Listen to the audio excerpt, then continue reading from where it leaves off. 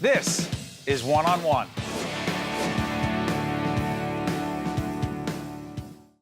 Back again by popular demand, our good friend Angelo Valente, Executive Director, Partnership for Drug-Free New Jersey. Good to see you, buddy. Good to see you, Steve. Let's get right into this. You have a series of town halls. They're called Knockout. Opiate abuse town hall meetings. Together with the folks at Horizon Foundation for New Jersey? Yes, and they've been very successful. Over the last year, the Horizon Foundation for New Jersey and the partnership have teamed up, and we've had a series of town halls where we brought together local experts, folks from each of the counties in New Jersey, ranging from prosecutors to medical professionals, people in law enforcement, people in treatment and prevention. And what we did is we gave folks throughout the state an opportunity to come to understand how this issue affects them locally, and also what resources are available. One of the things we found was that there were many people that came to the meetings. We had about 14,000 that participated throughout the state. And what we realized is that there were a lot of people that didn't know the resources that were available right in their backyard. So that was really an important part of it. But also, Steve, what was really crucial was highlighting some of the best practices, looking at— Such as? Break it well, down. give you an example. We have local law enforcement— Put up the website, team. I know you always are ahead of me on this, as to where folks can get more information on it.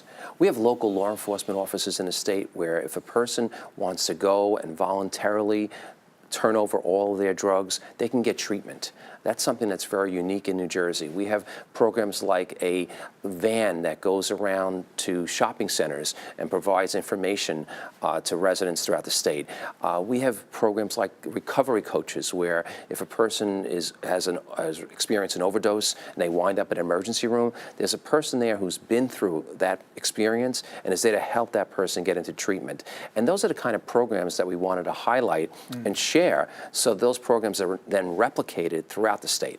What about parents? There's a whole initiative that, is it fifth grade? The fifth grade parent alert is one of the programs that the partnership has, which directly addresses the role of parents. And we know that the role of parents is crucial, especially when it comes to the opiate epidemic.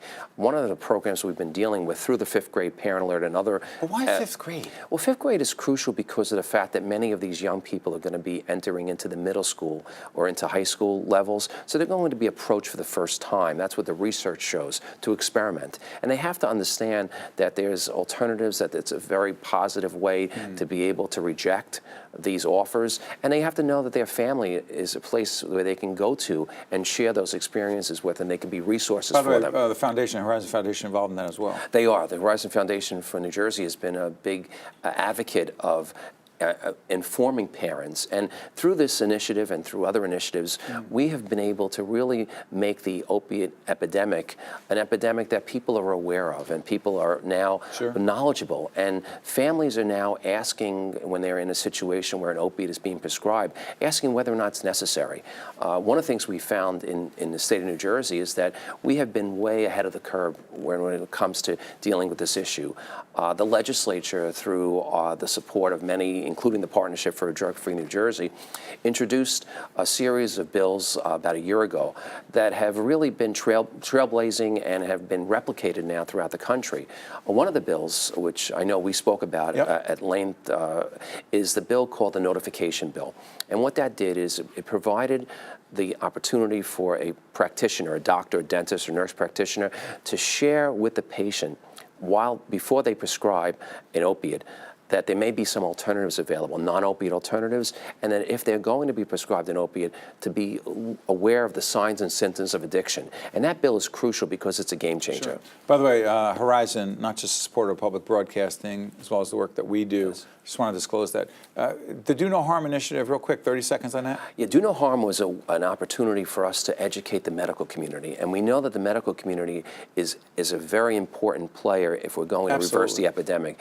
And we have, over the last 5 years, and we've been doing this way before it became a national mantra, over the last 5 years, we've had over 5,000 physicians, dentists, nurse practitioners participate in one of our medical education programs. Are they more involved? They definitely are, Steve. Because originally there was some resistance. Well, there's still some resistance. There is. There still exists some resistance. But I think that what we're learning is that I think through education, through providing the best practices. But sorry, Angelo, isn't it a statistic that the high number, I heard the number 90% of physicians are starting to change their prescription? Yes, that's actually one of our numbers from our research. Whether treating pain or whatever it is. About 90% of the people who participate in one of our Do No Harm symposiums, doctors and dentists, they have indicated through research that they're going to change their prescribing practices. And what we're learning is that a lot of this is very consistent with what the CDC is now describing, and also the Surgeon General, Center for Disease Control. Surgeon General as well. That's right. Both of those groups and those, what we've learned from research and from Washington is that we need to look at alternatives to opiates as a way to be able to. Folks at St. Joseph's Health are involved in this as well. The ALTO program, right? Their ALTO program is now a national model. Yes, it sure is. Senator Booker, Senator Menendez, members of Congressman Pascrell. Exactly. They're trying to move that nationally to be a national model. They just did recently, actually. They passed that in Congress, which is such a great sign for the rest of the country to look at New Jersey and see what we're doing. Joe, every time you come together with us, we learn something new. This is not a one-off. This is not a singular conversation. We need to keep the fight up when it comes to this scourge of opioid abuse. But we are making progress, Steve, and there's a lot of hope out there, and I think New Jersey is really taking a leadership role, and we have to continue to do that. Thanks, Angelo. Thank you.